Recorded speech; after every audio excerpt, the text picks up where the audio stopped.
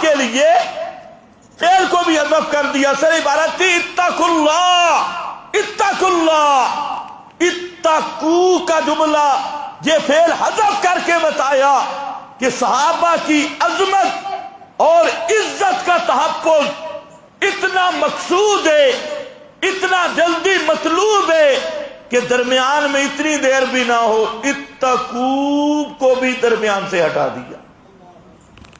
یہ تعبیر ہے. اتقوا اللہ، اتقوا اللہ فی اصحابی، میرے صحابہ کے بارے میں اللہ سے ڈرنا، ان پہ بک بک نہ کرنا. اب یہ حدیث سے یہ جہلم کے جہنمی کو نظر نہیں آتی؟ صحابہ کے خلاف بکواس کرنے والا جو معرب باللام الحرامی ہوا کرتا ہے، جو صحابہ کرام پہ تنقید کرے، تبرہ کرے، ہے تو اصول کے بھی خلاف اور وصول کے بھی خلاف. تو فرمایا من احبہم فبحبی احبہم، جس نے ان سے محبت کی میری وجہ سے محبت، اس کے دل میں میری محبت موجود ہے.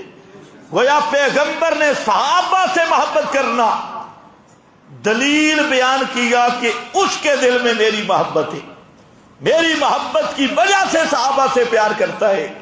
وَمَنْ أَبْغَضَهُمْ فَبِبُغْضِي أَبْغَضَهُمْ، اور جو صحابہ پہ تبرہ کرے، تنقید کرے، حضرت معاویہ پہ، عمر ابن عاص پہ، جس طرح وہ جہلم کا چوہا، ابلیس کی نسل اور جاہل اعظم وہ بکواس کر رہا ہے اور ہے اتنا بزدل چوہا کہ اپنے بل میں چھپا ہوا ہے. اس لیے اس جہلمی کو بار بار میں نے چیلنج کیا، آج پھر کر رہا ہوں کہ مرزا جہلمی، اگر تو حلال کا نطفہ ہے، حرام کا نہیں، تو صرف 10 منٹ میرے ساتھ گفتگو کر کے دیکھ. حضرت معاویہ کا موضوع ہو تب، حضرت عائشہ کا موضوع ہو تب، حضرت عمر ابن عاص کا موضوع ہو تب، حضرت ابو موسیٰ اشعری کا موضوع ہو تب، اگر تجھ میں جرأت ہے کر اعلان، انشاءاللہ میں تیری اسی غار میں آنے کے لیے تیار ہوں.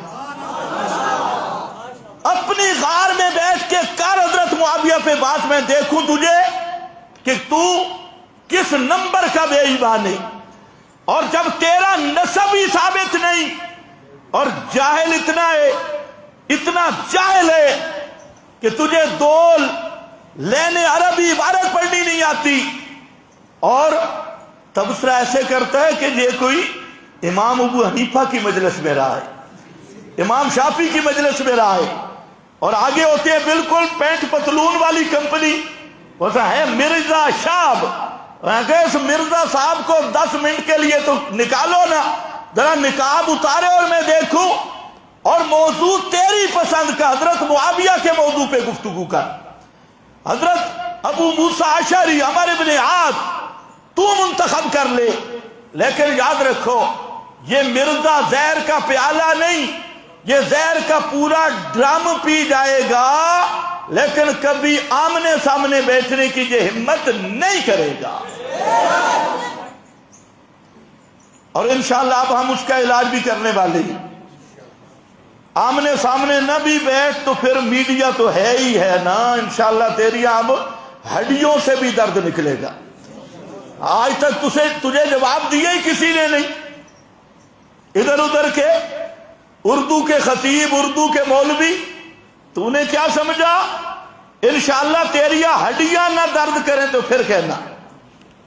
اب دیکھو توجہ کر، صحابہ کے بارے میں جملہ ہے من ابغضہم فبغضی ابغضہم، میرے بغض کی وجہ سے، ومن آذاہم فقد آذانی، جس نے ان کی بے ادبی کی اس نے میری بے ادبی کی. ومن آذانی فقد آذ اللہ، اور جس نے میری توہین کی، یہاں ایذا توہین بے ادبی کے معنی میں ہے، جس نے میری توہین کی اس نے اللہ کی توہین کی ہے.